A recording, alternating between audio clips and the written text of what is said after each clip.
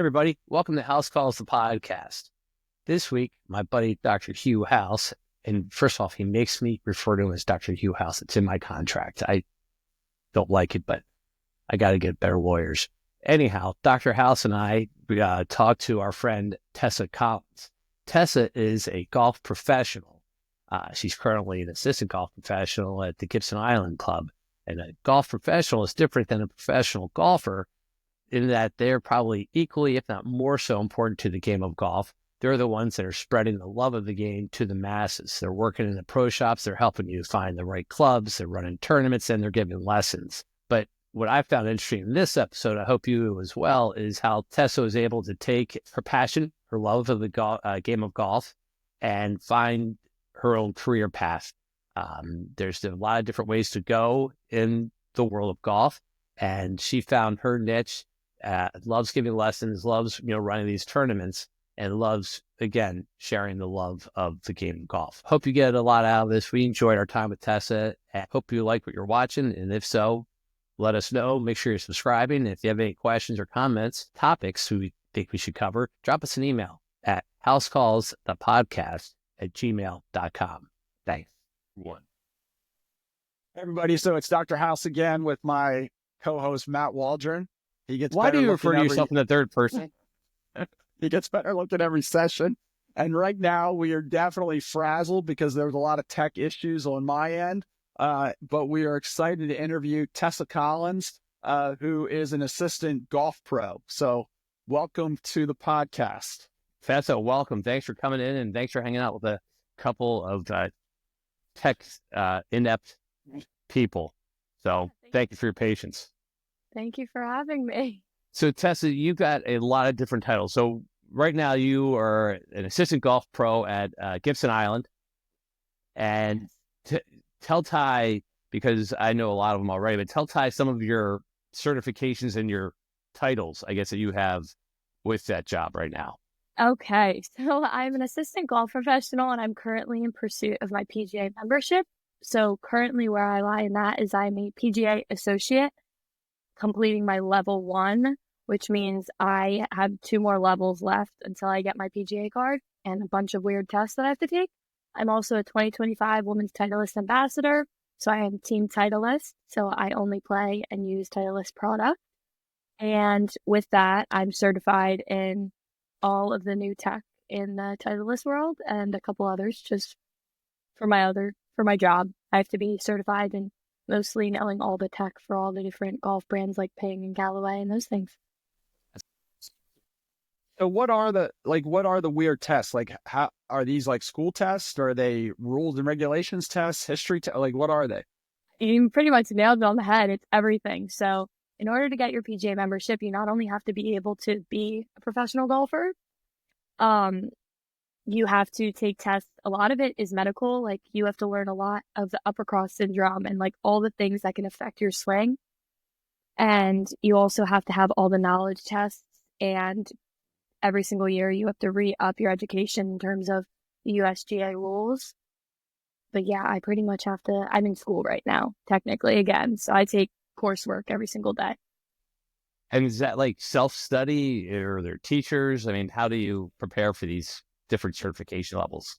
So it's via an online portal through the PGA, and that's how I take all of my coursework. And there's different tracks that you can do. So you can go management, operations, or teaching professional, and the programs like specialize in each one of those. It's actually changed over the last 4 years into being more specific and targeting things that you want to do. For me, I'm doing the management track. So that's more everything that you do when you go to play golf, like I'm facilitating it.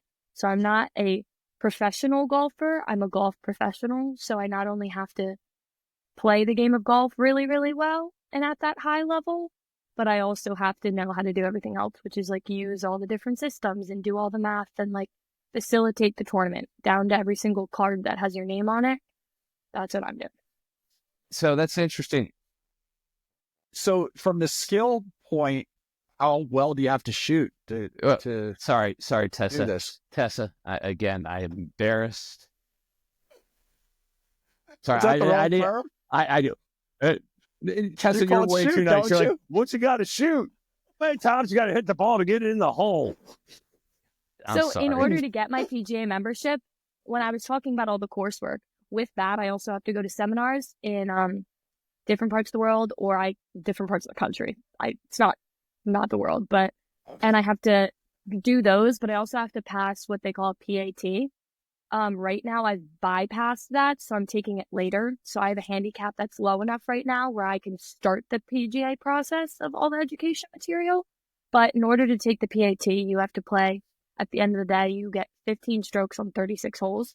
So yeah, I have a full day of golf ahead of me. Tessa, so that's my handicap right there. That guy, he's the one that's always holding me down. What are you playing to right now? What is your handicap? I'm a 9.6 right now, which is not great considering it's my job. But that's the funny thing, right? People think that, oh my God, as you said, you're a professional golfer as opposed to a golfing professional. You don't get to play a lot.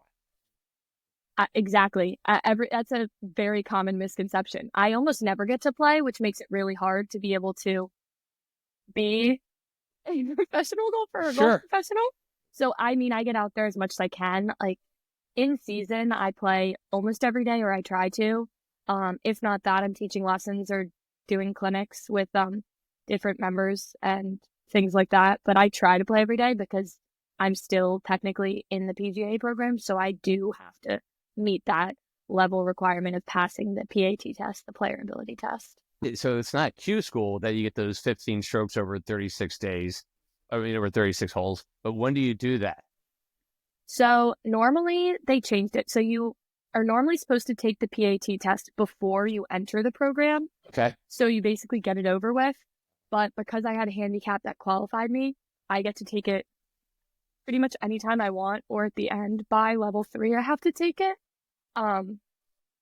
Yeah, it's definitely a grueling test, especially mentally, is what everybody says, because the 36 holes have to play consecutively. So I have one day of 36 holes plus 15.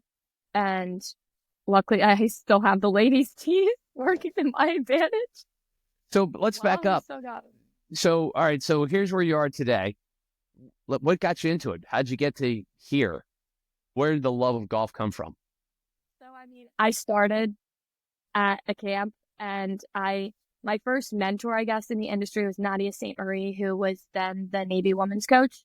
Sure. I took lessons from her privately for years and loved it. And then I started golfing for the junior PGA, junior MA PGA, so Mid-Atlantic. And that's also the section that I'm in. So I'm part of our individual organization for the Mid-Atlantic.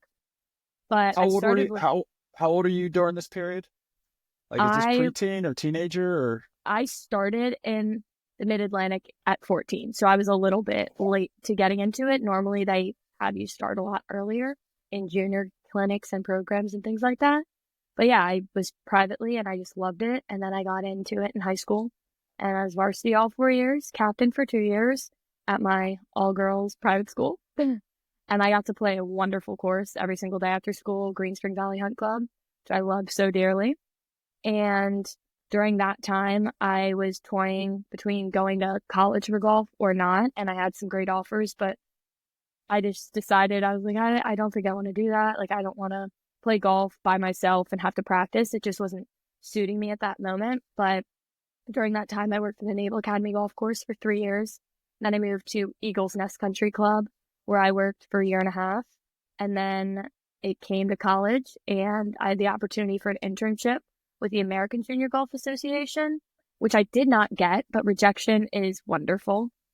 And then I, at 3:00 in the morning, was like, okay, like, what are we doing? And I applied for an assistant position, which, to be honest, I'm very green, as they call it, which means my golf knowledge and expertise is not up to where people in this position normally have. Like, people who normally are in my position are a lot further along in the PGA world, but they loved me.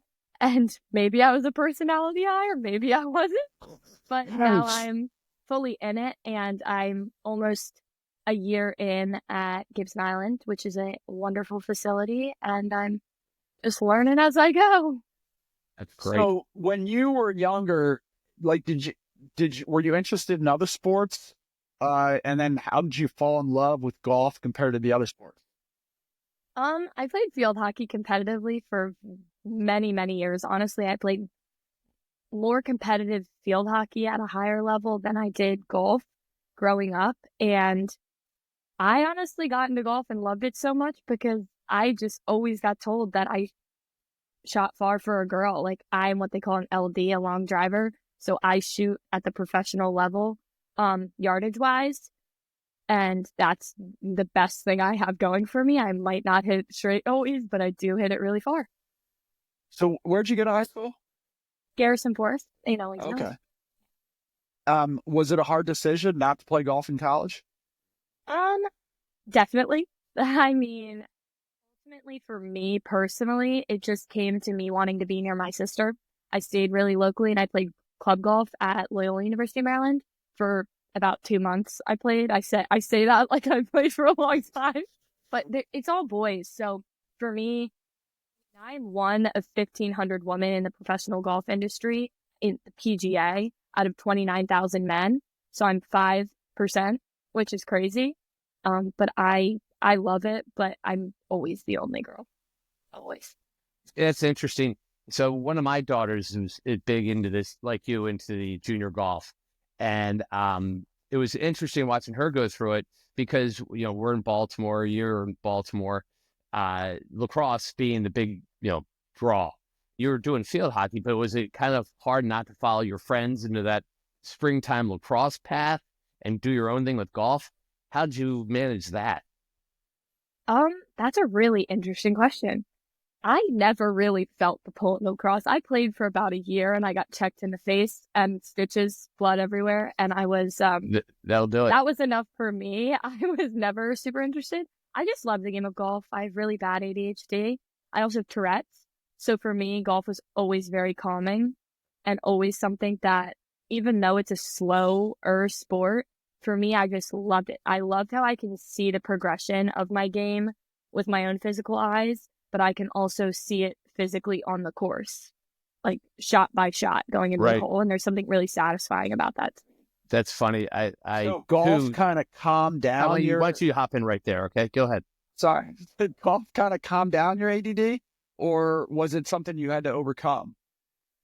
It's something that I think works as a big advantage to me in this industry specifically, because we'll get into it later probably, but the days that I work and the amount that I work, it is something that is very beneficial because I always have this upbeat personality and I have this speed and drive to keep going. And specifically in my job, like when I go in, I'm not going into a normal office. I have a desk, but one day I'll be giving lessons on the course. The next day I'll be driving drinks around because we don't have a park girl, even though they sometimes try to make me one. And then some days we'll be playing golf with members, doing a clinic, setting up for a tournament, going to look at clothes and doing merchandising. It's such a changing job, which satisfies my ADD, definitely, is that it always changes. That's funny because I too struggle with that ADD, has for many, many, many, many, many years. And it's the same thing. But when I'm on the golf course, somehow I can focus for that, 3 seconds in the swing, and not all the time, but it's one of the things I like about it, that challenge of learning how to deal with the ADD on the golf course, and how you can just really, a lot of things time I like to talk about is staying in that moment and just focusing, because off the course in other areas, it's not easy. So I find that fascinating. I would have thought that if you had trouble focusing, that calming down for each swing would be extremely difficult. So this is enlightening. I would have never even thought of it like that. I definitely don't like to play with. I definitely don't like to play with slow golfers. Great. Yeah. That's not something that I am good with. How about funny golfers who make comments all the time and quote movies and things like that? That's who Matt loves playing with. Unless they get a little bit too much on the fact that I'm a girl. Definitely, that makes it interesting. I definitely been put in many unique situations. I would say the sports professional industry is definitely not for the weak, especially the Sure. weak-minded. I've seen a lot of girls just completely get out of it very quickly, and I've seen a lot of people be quick to act on their emotions because they're always around men, and some of them are not like you guys. They're not great, but it's definitely interesting. The ADHD does help and work for my advantage.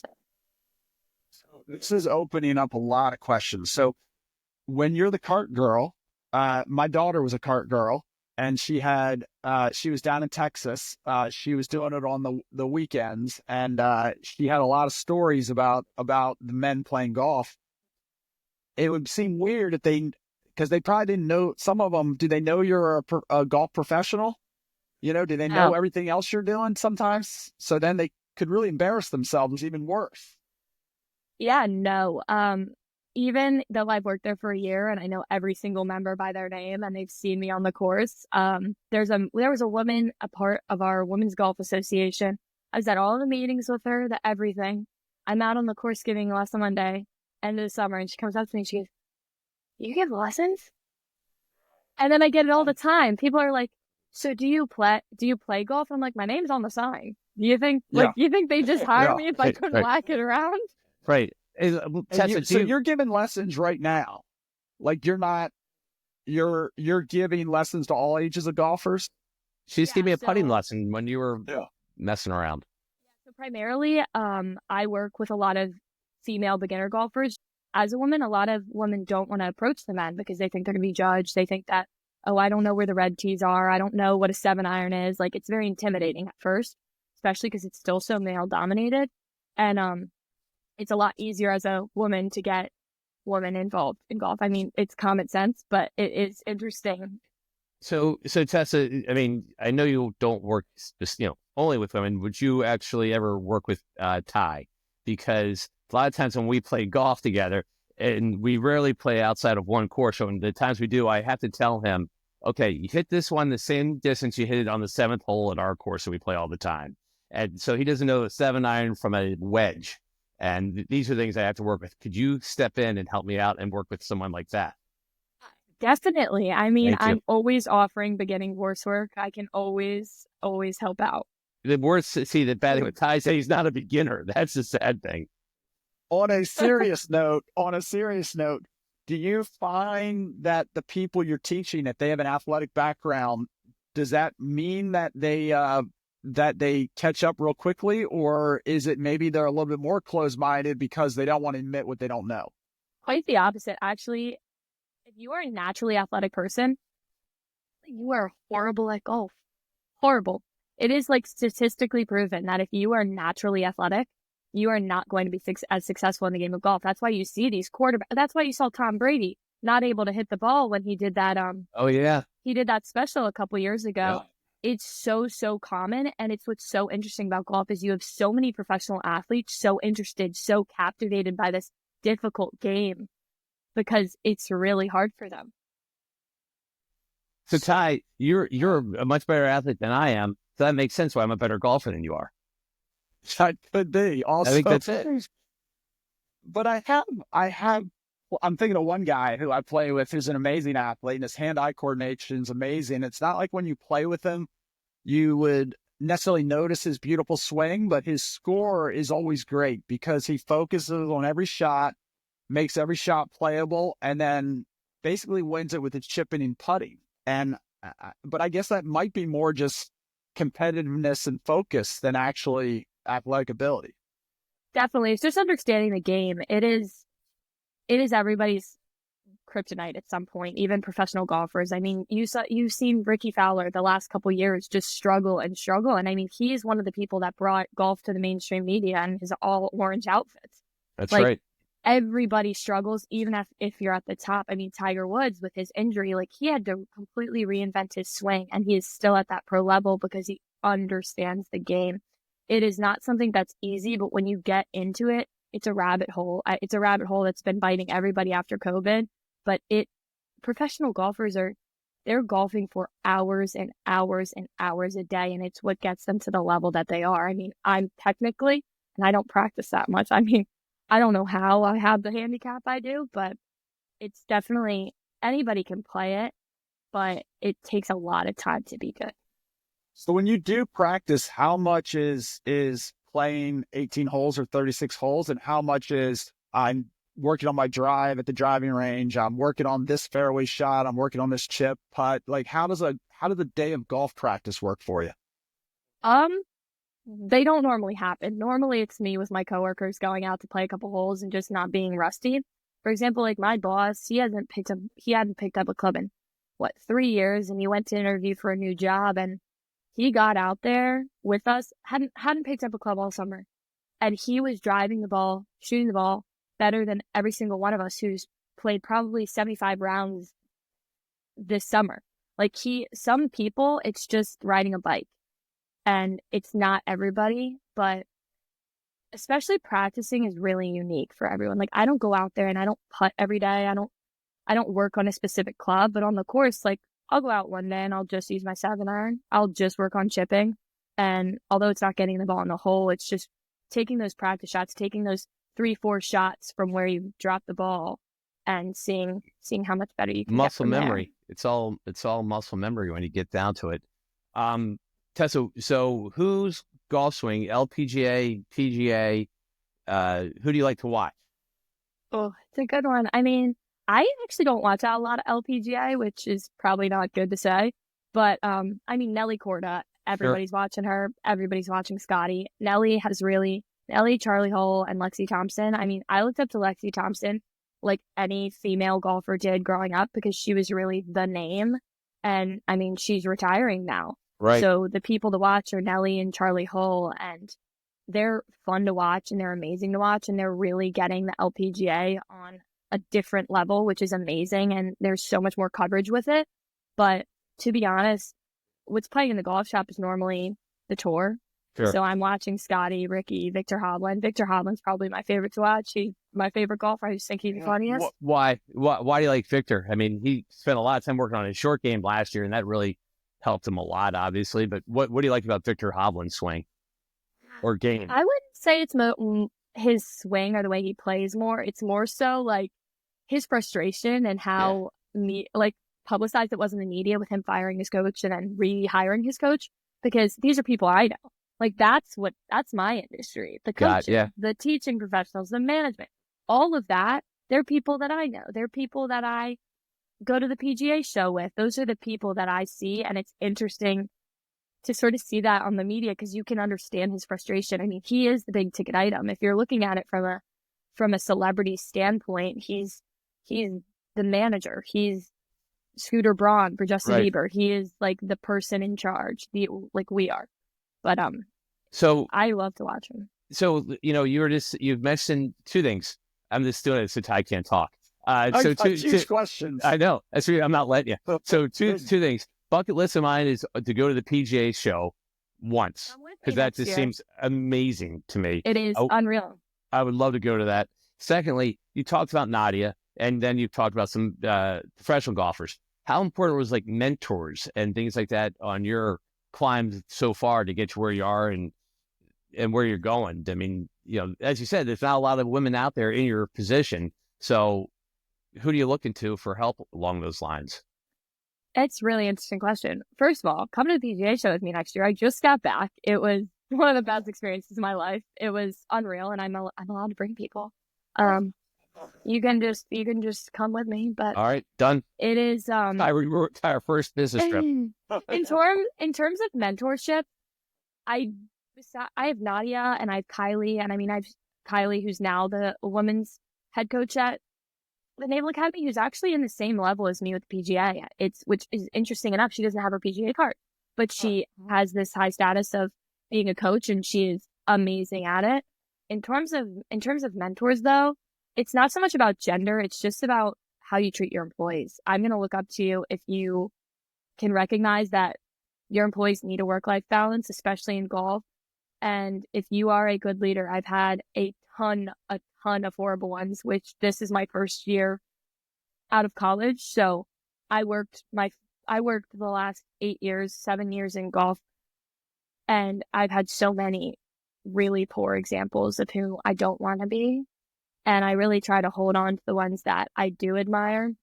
Pat Owen being one of them. He comes down to my home course a lot and plays there. And he's just a great example of a leader. He treats his employees amazing. He is a really smart guy. He understands that at the end of the day, it's just a game and it's just fun. And he doesn't make it super intense and seem like it's not just golf, because at the end of the day, it's just golf.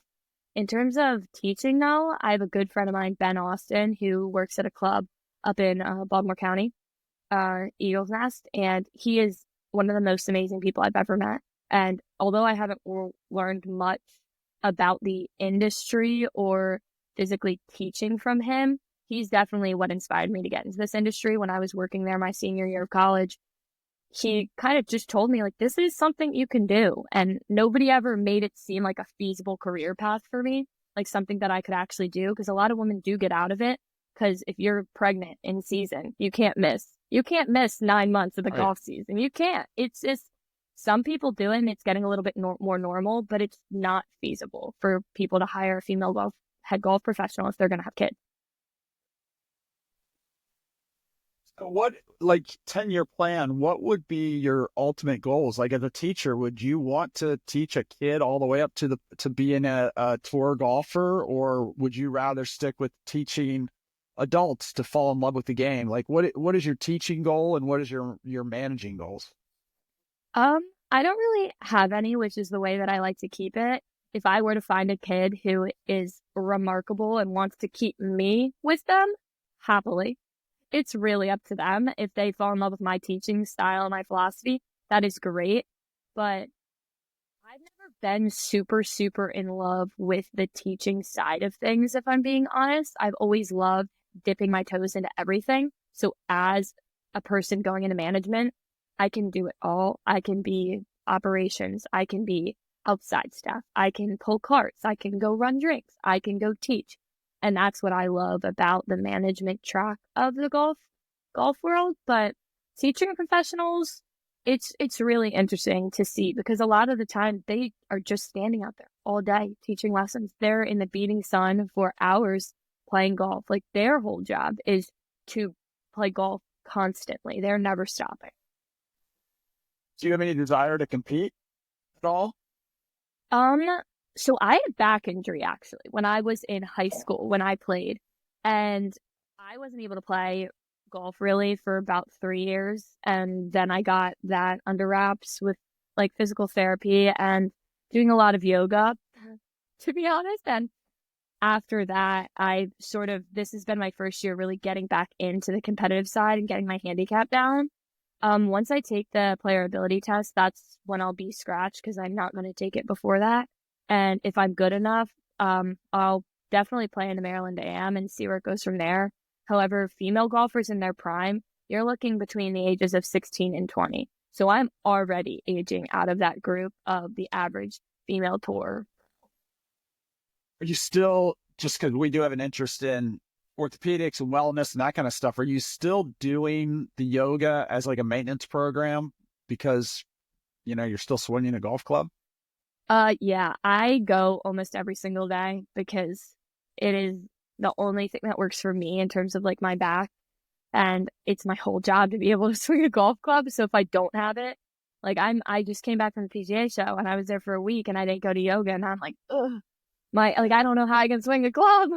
But yeah, it's important to me to manage it. It's better than physical therapy to me, just personally. It's just worked the absolute best. My other question is, you mentioned that you mentioned all these pro golfers. Like, do you enjoy watching golf tournaments in person or on TV, or is it? And I'm comparing this to me. Like, if I'm operating all day, I don't really want to go watch Grey's Anatomy. So do you still want to? I do like Scrubs, but what I'm saying is, like, do you burn out a little bit and you're like, I want to watch anything but golf, or are you so excited to sit down and be like, who's going to win the Masters?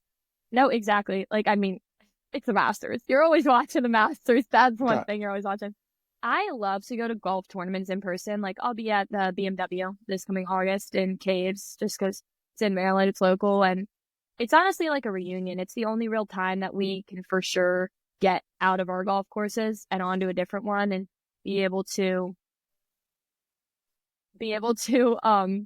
talk and catch up with old friends and see these golfers with our own eyes really get into it and like do their thing. And it'll never stop blowing my mind how amazing a tour golfer plays the game of golf. That never gets old. However, when I do go home, when I get the chance, which is almost never because I'm always at the golf course, I do not like to watch golf now. If it's on and people are asking me questions, I'm just like, ugh. And when I go to a bar, I mean, I'm 22. So when I go to a bar and I'm talking with friends and I'm meeting new people, it's all people want to talk about. Sure. Like I had a guy come up to me, talking to me. And I'm like, yeah, like I'm a golf pro. And he's like, oh, like I work at a golf club. And I was like, oh, like cool. Where do you work? And he goes, 5 Iron Golf. And I go, that's a bar with a golf simulator. Right. That's not a golf course. But everybody always wants to talk about it, and I like to talk about it, not all the time, and especially like I watch golf in the golf shop all the time whenever people aren't there, and I'm doing it constantly. So just like you, I don't prefer to watch it at home. So, you know how the joke is that doctors always get asked like, oh, what's this ailment? You know, you're out socially at a party. Do you have people ask you to correct their swing when you're out socially? Yeah, Or to I take a get look at your all the swing? questions in the book. Mostly, I would say the most common thing is I just get looked at kind of funny, and I'm like, "You're a golf pro? You really?" Same thing with Ty. That's People say you're a doctor. Really? Same thing. that's But what's the role of your family in this whole golf experience? It's mostly just what can you get me for free? I get sent so much stuff, and it's nice. It's like it's fun. Like you get sponsored, and you get like I said, like Whoa. I'm team Titleist, so I'm team Titleist. They don't send me anything. I buy a lot. Everything I'm team Titleist, I buy it. yeah. So that's the biggest thing I get. I'll bring my favorite cousin a lot of stuff back from the course. I'll pick and choose who's nice to give my stuff to. A lot of the times I love to play with family. I mean, I've played with my dad my whole life whenever I get the chance. He's the one that got me into it. He played with his father, and like that's the best thing to me is whenever I get to go play with him. And it makes my day, like how much he brags about me, because he goes on all these golf business trips. Like he's going to Waste Management in a couple weeks, and I know he's just going to talk about me the whole time, and that's nice. But Ty, Waste Management is a golf Little tournament in side. Phoenix where they go crazy at the 16th hole. Okay. pretty Yeah. intense. It's I'm pretty learning a lot intense. here. I know you are. I know. I'm still caught up in trying to figure out which one's her favorite cousin, and do the other cousins know that they're not the favorite?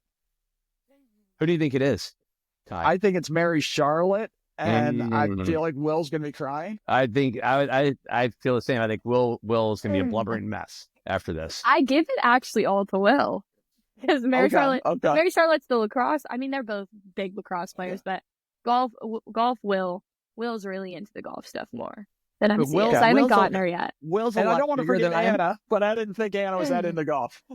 but Will's a lot bigger. So if you get the smaller, slimmer stuff, I'm right around the corner. Oh yeah, I gotcha.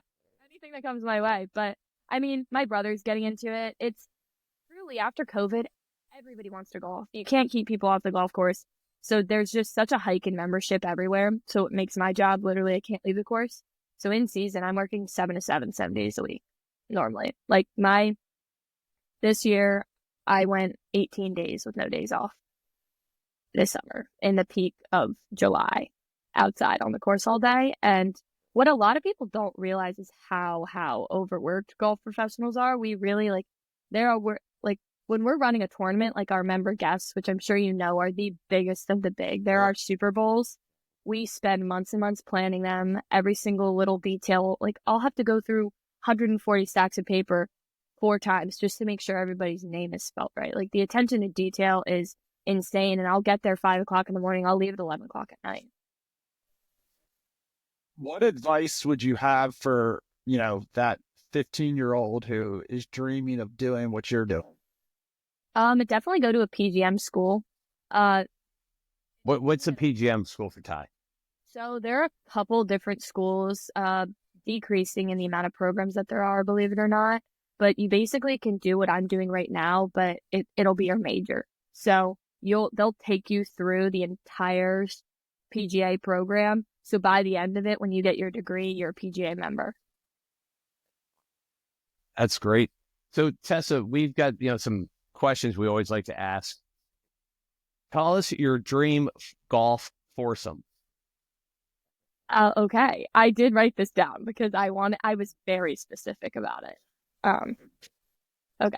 Let me find it. Not that I can't remember. It would definitely be Victor Hovland because I love Victor Hovland. We were already talking about it. Yeah, See, the man right. sounds funny. Charlie Hull, because she is just a time. Jeez. I mean, she is the John Daly of the LPGA right now. She will be out there like, oh, she just seems fun. And then definitely Ricky Fowler, just because I just grew up watching him. Like, he's what got my generation really obsessed with the game, with all that orange, the huge flat brim hat. Right. Like, you can't beat it. And he just seems like a wonderful guy. I mean, I don't know him personally. Wish I did. But no, it's great to see him make a little comeback last summer. So your dad and Will and other people in they don't make it. They don't make the travel team. No, they don't. They Okay, don't. good for you. They can carry my bags. Oh, I love that even more. So who would you have be your caddy in your dream foursome? That is a really good question. If we're talking professionally, my good friend Ben Austin, just because he's going to be able to coach me the best. In terms of, that's a good question. It's hard. Carlos Fernandez. Okay. The old guy? The young one. Dose. Yeah. Okay. So would that be because of his humor, his great advice, or his calming effect that he has on people? None of those. Mostly just because I love how much he's gotten into the game. We play the same clubs now. Since COVID, he really dove in, and he has gotten to be such a good player, and I'm really excited to play again with him this summer when I play in the Pro-Am. I mean, it's decent. He's a decent player. But I mean, especially for a kid that has no ability and things like that, it's really great to see. We had a bet always that if he ever got into being able to play in the Pro-Am, that the next year I would play in the Pro-Am, which is my kryptonite. I'm surprised you guys haven't asked me that yet. Why? Yeah, well, that was where I was getting to. Yeah, we're getting to that. Because we never get to practice. So for me, like, I have the benefit of playing a quirky little course, but a lot of the professionals that you see out, they struggle. A lot of them have been my bosses, the people that have played that course. And they look at me and they're like, Tessa, this is your fault. And I'm like, it's not my fault. This is your job. But I told him I would, and the weirdest part about it is that I will have to play as a pro because I'm not allowed to play as an amateur. So yeah, you really got to know the people you're playing with and their playing style. Like for me, because like I said before, like I'm a long driver. So my averages, I'm normally with my driver off the red tees is 250, 260.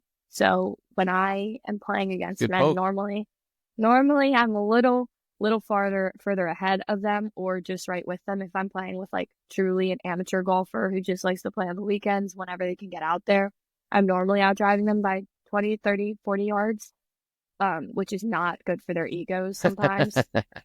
But it is what it is. So what's your favorite course to play? And what's your favorite course to play that you've played? And what's your dream course to play? Pebble Beach dream, obviously. It's most people's dreams. My favorite course to play that I'm lucky enough to get to play regularly is probably the Naval Academy course, just because I'm always with the best people there.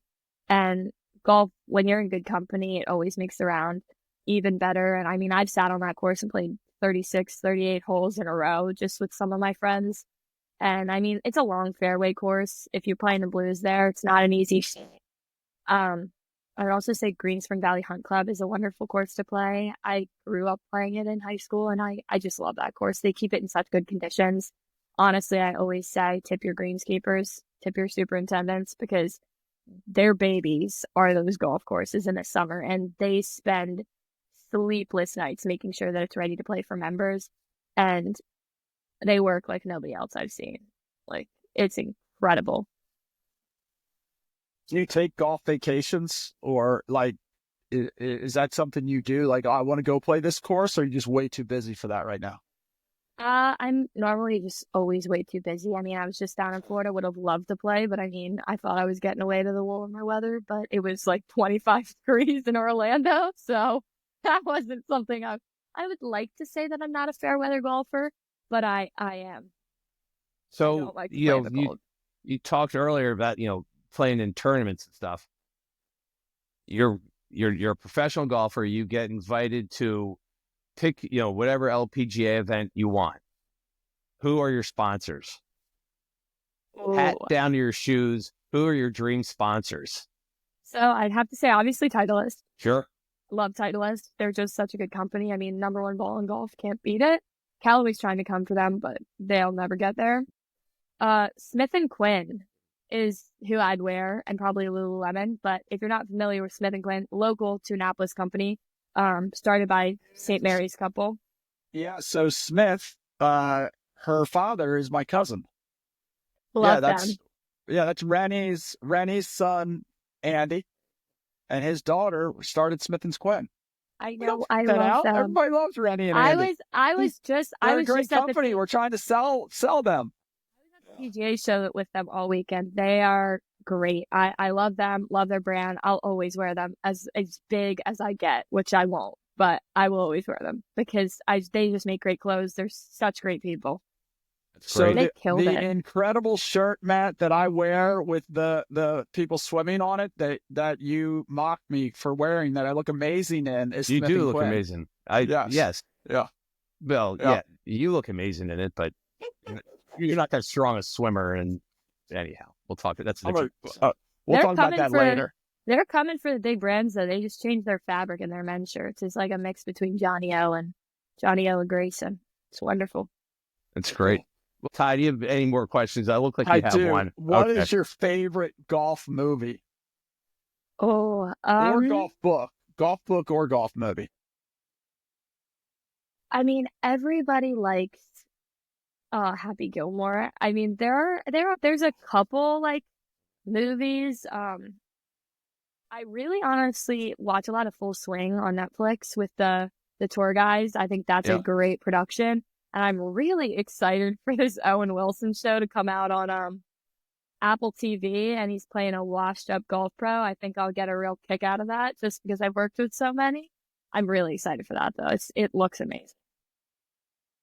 Matt, do you have a favorite golf movie or golf book?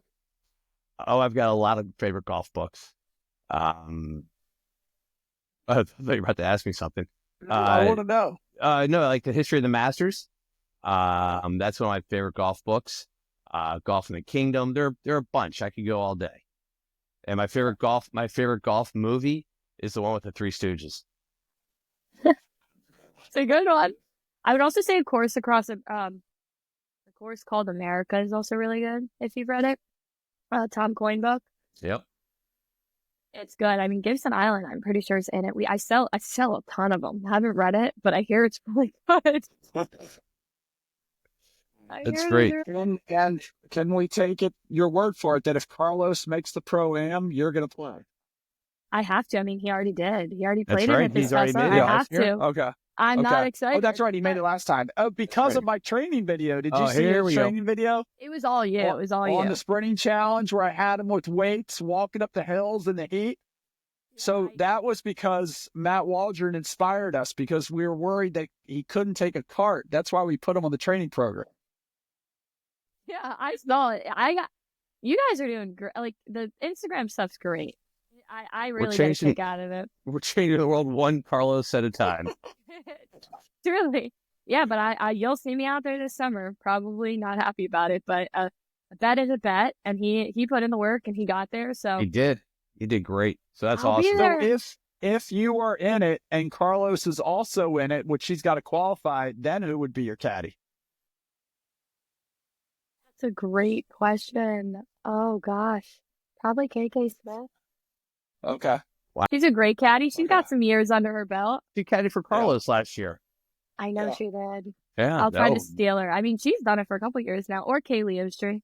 And do your brother and your sister get to watch you play golf sometimes? Yeah, Kara loves to golf. She does? Okay. She can hit the ball. She loves to. She loves to. And my brother takes a couple golf trips with his buddies, obviously. He's not great, and I'll never let him be better than me. That's just something that'll never happen. Did your sister go to your matches in high school and things like that?